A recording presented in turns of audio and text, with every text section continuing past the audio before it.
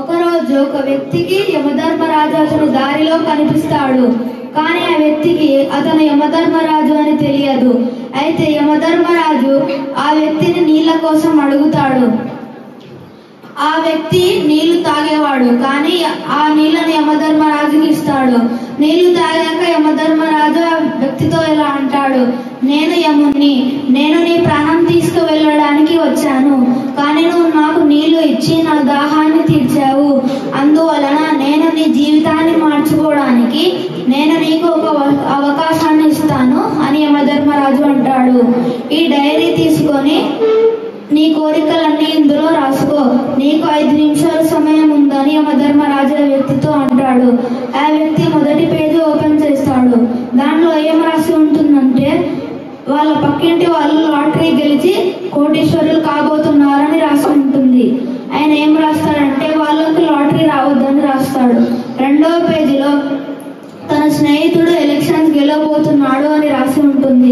అతను తన ఎలక్షన్స్ ఓడిపోవాలని రాస్తాడు. ఇలా తన కోరిక ఆఖరి పేజీలో రాసే ముందే యమధర్మరాజు డైరీ తీసుకొని అంటాడు, ఇక నీ సమయం పూర్తి అయ్యింది, నువ్వు ఇప్పుడు ఈ డైరీలో ఏమీ రాయొద్దు. నేను నీకు 5 నిమిషాల సమయం ఇచ్చినా కూడా నువ్వు నీ సమయాన్ని వృధా చేసుకున్నావు. నీతి, ఈ కథలో నీతి ఏంటంటే, ఈశ్వరుడు మనందరినీ మంచిగా చూడడానికి మనకు ఎన్నో అవకాశాలు ఇస్తాడు, కానీ మనం ఆ అవకాశాలను దుర్వినియోగం చేసుకుంటాము. ఎవరైతే వేరే వాళ్ళ గురించి ఎప్పుడు మంచిగా ఆలోచిస్తారో వాళ్ళ మీద దేవుడి కృప ఎప్పటికీ ఉంటుంది. జై శ్రీరామ్.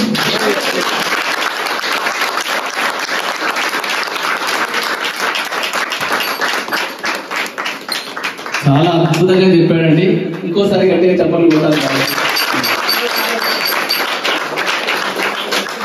ఇలాగా చక్కగా అందరూ కూడా, చిన్నపిల్లలందరూ కూడా ఇలాంటి కథలు నేర్చుకోవాలండి. బిలీవ్ మీ, 1 సంవత్సరంలో మీ పిల్లల్లో వచ్చే మార్పు అలా ఇలా ఉండదండి, గుర్తుపెట్టుకోండి.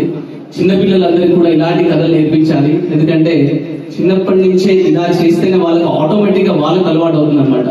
యాక్చువల్గా శ్రీరామన్న గారు నాకు ఈ కథ పంపించి మీరు చెప్పండి అంటే, నాన్న లేదండి ఈ కథ బాగుంది మీరే చెప్పండి అంటే, ఆయనకి ఎందుకు ఆలోచన వచ్చింది బాబు తెప్పిద్దామని.